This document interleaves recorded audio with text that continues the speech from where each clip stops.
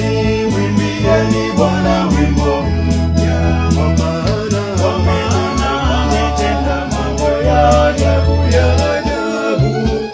Mola ameufunua wokovu wake machoni pa mataifa.